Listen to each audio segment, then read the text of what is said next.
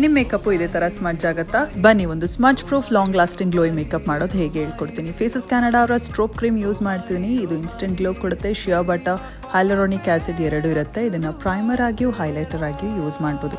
So moisturiser ಮೇಲೆ ಇದನ್ನ ಹಾಕೊಂಡು ಸ್ವಲ್ಪ ಎಕ್ಸ್ಟ್ರಾ ನನ್ನ ಚೀಕ್ ಬೋನ್ಸ್ ಮೇಲೆ ಹಾಕೊಳ್ತೀನಿ. ನೆಕ್ಸ್ಟ್ ಫೇಸಸ್ ಕ್ಯಾನಡಾ ಅವರ ಜೆಲ್ ಕಾಜಲ್ ಯೂಸ್ ಮಾಡ್ತೀನಿ. ಸ್ಮಡ್ಜ್ ಪ್ರೂಫ್, ವಾಟರ್ ಪ್ರೂಫ್ ಹಾಗೂ ಲಾಂಗ್ ಸ್ಟೇ ಇರುತ್ತೆ. ಹಾಗೂ ಒಂದು ಜೆಲ್ ಬೇಸ್ಡ್ ಕಾಜಲ್ ಕೂಡ. ಇದರಿಂದ ಸ್ಮಡ್ಜ್ ಮಾಡೋದಕ್ಕೆ ಈ ರೀತಿ ಒಂದು ಪುಟಾಣಿ ಸ್ಪಂಜ್ ಕೂಡ ಇರುತ್ತೆ. ಅದನ್ನ ತಗೊಂಡು ಈ ರೀತಿ ಸ್ಮಡ್ಜ್ ಮಾಡಿ ಸ್ಮೋಕಿ ಲೈನರ್ ಮಾಡ್ಬೋದು. ಮಸ್ಕಾರ ಹಾಕಿದ್ಮೇಲೆ ಲಿಪ್ಸ್ಟಿಕ್ಗೆ ಫೇಸಸ್ ಕ್ಯಾನಡಾ ಅವರ ವೆಲ್ವೆಟ್ ಲಿಪ್ಸ್ಟಿಕ್ ಯೂಸ್ ಮಾಡ್ತೀನಿ. 8 hours ಸ್ಟೇ ಇರುತ್ತೆ. ಇಂಟೆನ್ಸ್ ಕಲರ್ ಕೊಡುತ್ತೆ.